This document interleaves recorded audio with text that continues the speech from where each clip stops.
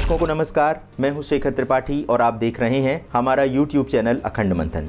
आज अखंड मंथन ब्रेकिंग पॉइंट में हम अपने दर्शकों के उन प्रश्नों पर भविष्यवाणी करेंगे जो हमारे दर्शकों ने हमें अपने ईमेल के माध्यम से और अपने संदेश के माध्यम से भेजी हैं। तो दर्शकों, जैसा कि आपके प्रश्नों पर भविष्यवाणी करने के लिए हमारे साथ हैं हर बार की तरह सुदर्शन चक्र ज्योतिषाचार्य संत बेत्रा अशोक जी। संत बेत्रा अशोक जी, बहुत सारे हमारे दर्शक हैं जो ये जानना चाहते हैं कि अगर तीसरा विश्व युद्ध हुआ तो उसमें किस प्रकार की बीमारियां हो सकती हैं। त्वचा के रोग के बारे में और इंसेक्ट से, ये जो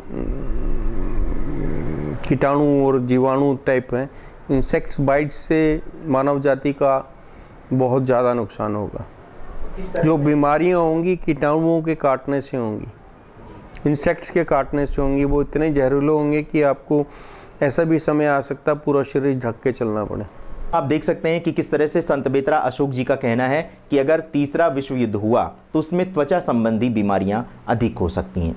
संत बेत्रा जी, ये बताइए कि अगर त्वचा संबंधी बीमारियां हो गई, फैलेंगी बहुत तेजी से, तो इसके लिए क्या बचाव किस तरह से किया जा सकता है?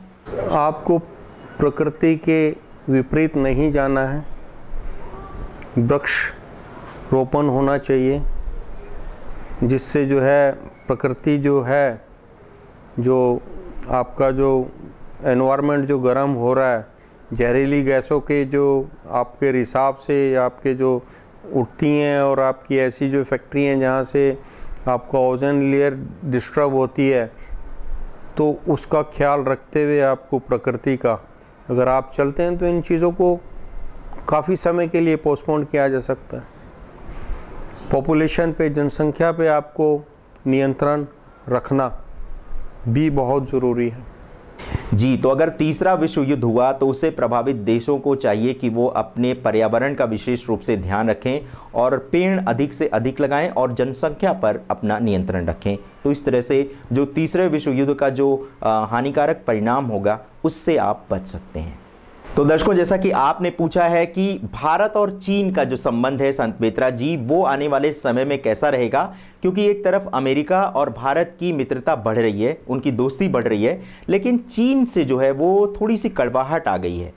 जबकि एक ज़माने में हिंदी चीनी भाई भाई का नारा लगाया जाता था। तो आप ये बताइए कि आने वाले समय में भारत और चीन के संबंध कैसे रहने वाले हैं? देखिए, अगर एक शॉर्ट फॉर्म को मैं एलोबरेट करता हूँ, INC।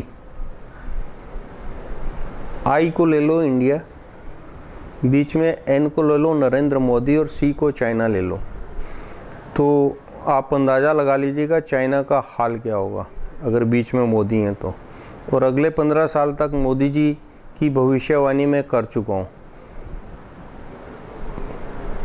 आपको अंदाज़ा लग गया होगा कि मैं क्या कहना चाह रहा हूँ।